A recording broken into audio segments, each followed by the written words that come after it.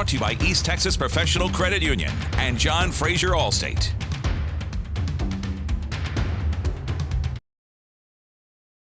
Well, I think it's one of the best rivalries in East Texas. When I first moved to Texas and became a sports writer, not so much in Kilgore when I was there or in Lufkin, because they don't cover either of those teams. But when I came to Longview, now it's been 23 years ago, one of the first things I heard was, the greatest rivalries around here are Longview Marshall. You've got Kilgore Henderson, but everybody throughout Spring Hill and White Oak also.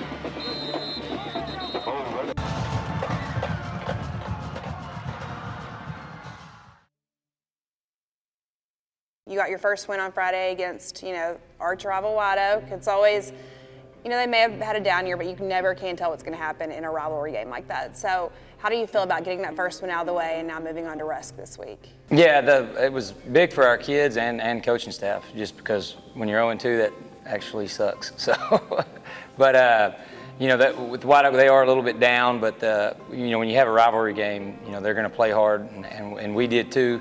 We still, defensively, we played as good as you could possibly play. Special teams, we struggled.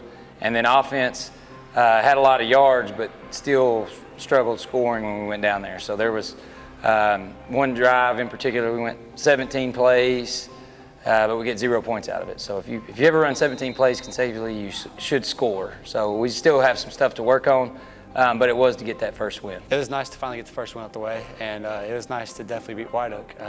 I think my senior class were 4-0 against White Oak. Never lost to White Oak in high school. We actually never lost to White Oak in junior high, Little League, anything. So we've always beaten White Oak football, and it's nice to finish it off.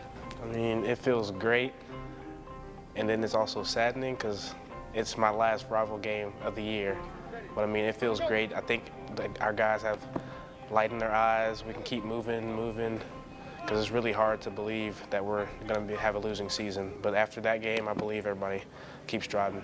Feels great, especially knowing that first two games didn't go the way we planned, and then we won our third game, and it gave us a 1-2 record, especially being against our rival, which I think gave people, gave the fans and the team the energy that we needed going forward into our football season. Preparing now for Rusk, what is something, I guess on the offensive side of the ball is something you'll mainly work on this week, but give me two key points to the game that you're really going to focus on going into Fridays? Yeah, it will be, we need to run the ball better. So that's offensively, we've got to be able to run the ball better. So we're kind of emphasizing that this week. We'll still throw it, but we need to establish the run. And then defensively for them, they have two quarterbacks that can run the ball.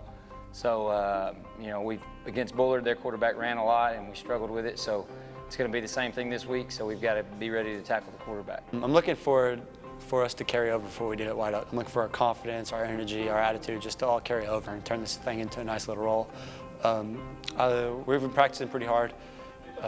We're sticking with the basics, nothing too new, not throwing anything really out. We're just doing what we do, and I look forward to it all. Russ, we need to tackle better on defense. We need to get our mental reps down because, I mean, after White Oak, it's going to be hard teams from straight on down. Offensively, we just got to get mental. We got to run the ball better, just put more points on the board, and defense stop them. I think we just need to focus more. We start to lose our heads, especially if one thing goes wrong. We need to start to realize that it's not the end of the game. We need to suck it up. We need to go play football, do our thing, because we're very capable of being one of the best teams in our district if we play to our best ability. I mean, yeah, 1-2 is great. 0-3 is worse because 0-3, your team is gonna like fall down. They just feel like they're gonna have a losing season straight after that. I mean, in 1-2, they just be like, we can tie the record up to 2-2 the next week and keep going and get the winning record.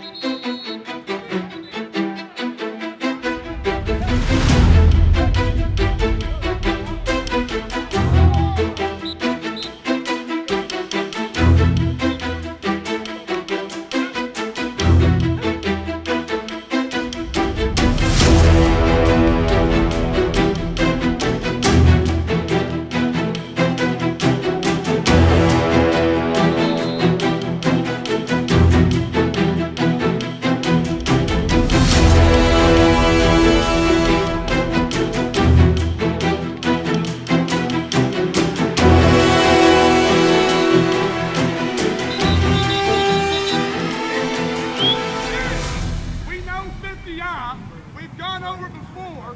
Get your feet moving because we're sluggish. And I'm trying to watch them. Here we go. Come on, Lee. Time out. Come on.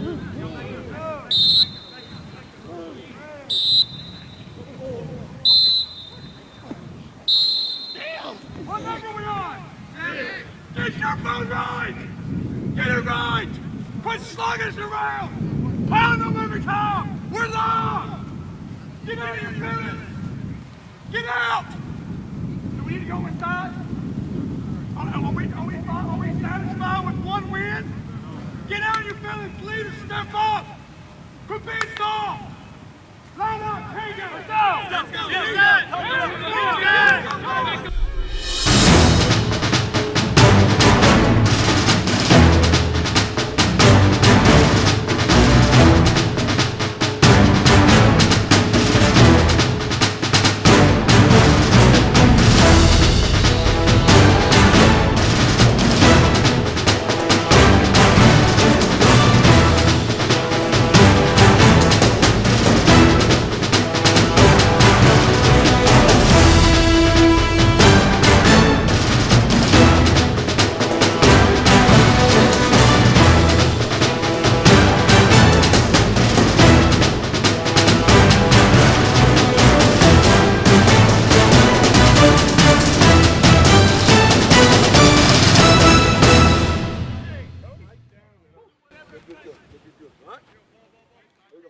How would you describe Spring Hill's season up to this point and what you expect to see?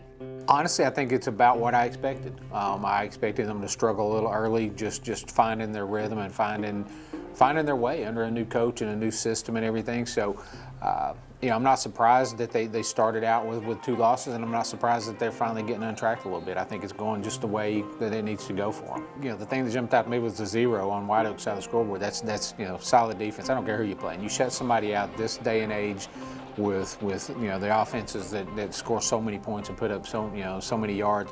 you pitch a shutout, you're doing something well on defense. So the defense finally, it sounded like they clicked in a way. Again, yes, White Oak's struggling a little bit. They've got some issues there they're trying to figure out. But a shutout's a shutout, and that defense now has to be loaded with confidence, especially after giving up so many points in the first 2 games. One thing you have to guard against, and this is what I know Coach Louvier and his staff are up against now.